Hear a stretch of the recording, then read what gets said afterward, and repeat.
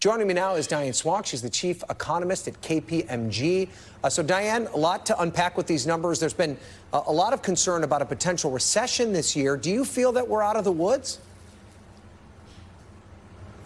I hope we're out of the woods. I don't know that we're out of the woods yet, but I've just, it's never happened that we've been able to derail an inflation that's gone on for this long without a recession, but it does look like we're moving in a path that might get us there.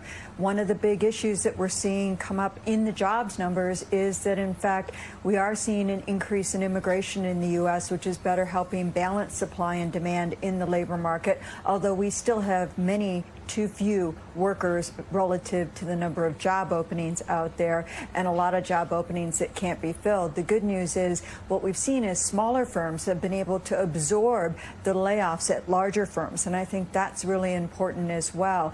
What I do think the Fed is going to be watching is the fact that we saw wages hold up and sort of plateau. It's looking sticky, much like the service sector inflation out there. And for the Federal Reserve, that means they're going to hike again in July and most likely in September. We are getting close, though, I think, to a peak in the Fed funds rate. All right, so help the average folks watching today wrap their arms around the actual state of the economy. I mean, all these numbers seem relatively strong, but things have been strange since the COVID recovery. What should the average American think about the direction of the economy?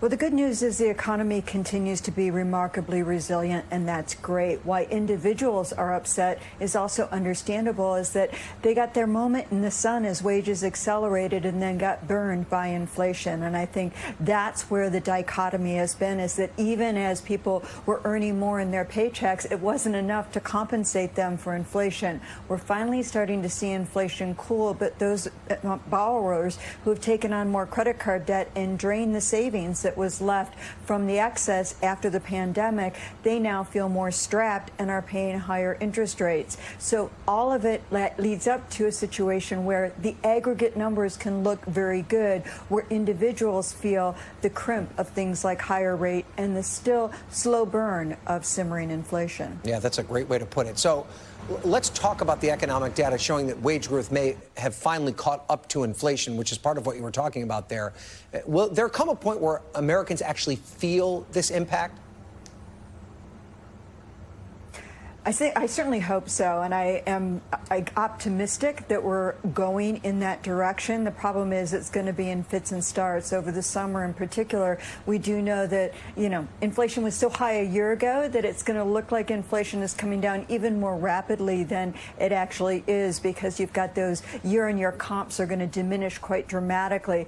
That said, there is some cooling. What we worry about, what the Fed is worried about, and why they're not stopping yet in terms of rate hikes, is the service sector, where there's underlying inflation. That's, seeing it from firsthand going through airports these days. There were record numbers almost all week long in TSA throughput, travel, leisure, and medical costs, all catching up with us. Those are the areas the Fed's worrying about now, is everything from entertainment into amusement parks. All of those things are what we're seeing where inflation is. If we can see it cool in the service sector, a lot more people will feel better about the U.S. economy. Okay, and so we saw this particular jobs report, a reduction in the number of jobs the economy is adding.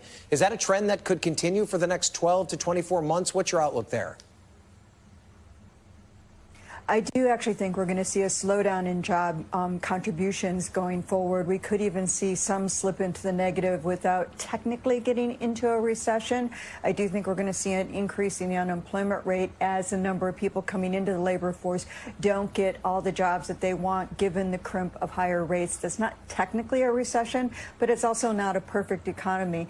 A soft landing is still mushy and not exactly pleasant. And I think that's what people have to sort of brace themselves for as we're going forward.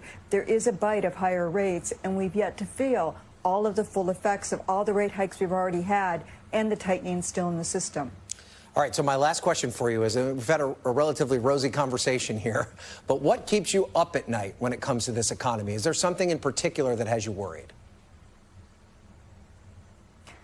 There's a lot of things that keep me up at night about this economy. Unfortunately, it's part of my job. But, even on a 4th of July and holiday week. But with that said, I think the biggest thing that I worry about is that we're going to be going into a period in the winter that could be a little bit more dicey and thinner ice. I am extremely humbled and welcome the fact that I've been wrong so far on a recession. But, you do worry about broken watch being right two times a day. Well, I do worry about that we still could fall into a recession in early 2024 or late 2023 as the bite of those higher rates really have their full impact. But I'm going to hope right now and forecast that we're going to slightly skirt that scenario. Well, Diane, I trust your analysis as much as anyone in the business, but I too hope you're wrong about that. And I'll send you some melatonin so you can get some sleep at night and not have to worry about all these things you worry about on a day-to-day basis. I appreciate you being here. Thank you. Thanks for watching our YouTube channel. Follow today's top stories and breaking news by downloading the NBC News app.